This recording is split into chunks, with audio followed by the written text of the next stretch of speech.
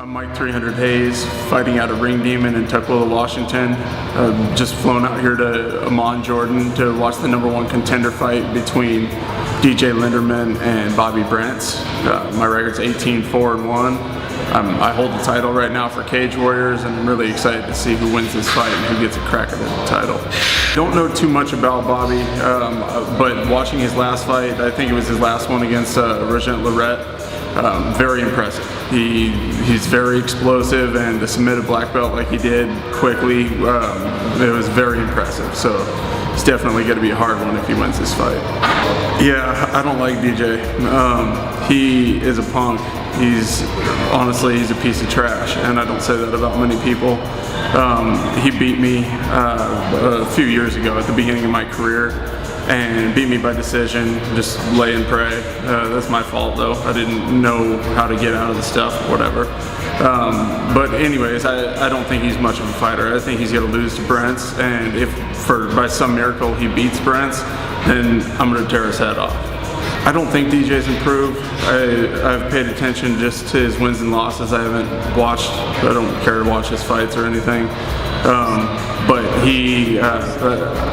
I don't think that he's improved. I don't know if he's just not putting time in the gym. He's cocky, arrogant, and just not a good person. It would be a first round TKO or submission or knockout, whatever, but on my end. Nobody's knocked me down before, nobody's finished me, and DJ's the last person in the world that has a chance at doing that. I'm leaps and bounds better. I look back at the way that I was when we first fought. I was very green as a fighter. I've only been doing it about 5 years total, and our fight was 3 years ago. So I've made huge improvements, started training with a new camp. I've learned the ground game, learned how to wrestle. And I mean, honestly, I think I'm in a whole different league than Linderman. I was happy with my performance against Takis. He was tough. His stand-up was a lot better than I thought. He was a really game opponent. He brought it, and I'm happy about pulling off the win and not taking much damage. But I feel like, I don't know if it was a little bit of ring rust just from not being in much over the past year. Or what it was, but there's definitely some stuff that I've had to clean up in my game, and it'll be fixed by the time my next fight comes around.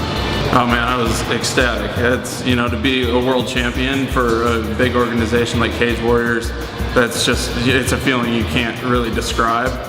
And I mean, it was just amazing for me and for my trainer Eric to be able to enjoy that, and everything that's come with it since winning that title. The interviews and the publicity. I feel like all my training's finally starting to pay off because of that win. Cage Warriors has given me like huge extra following between Twitter and Facebook, and lots of companies calling to interview me for radio and for TV stuff, newspapers, all that. So it's pretty cool. I'm liking it. Cage Warriors is the most professional organization I've ever fought for, and the way they treat their fighters is incredible.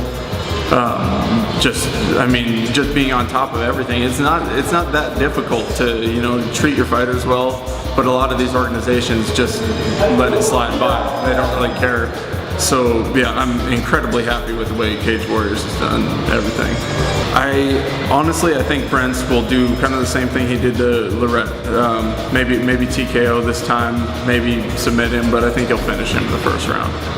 I want DJ to win because I want to be the one that takes him apart. I really want to put him into retirement. But if I get to watch Bobby do it from Cage side, then all right, that's great. Watch Cage Warriors Fight Night 5 live this Thursday on MMAJunkie.com.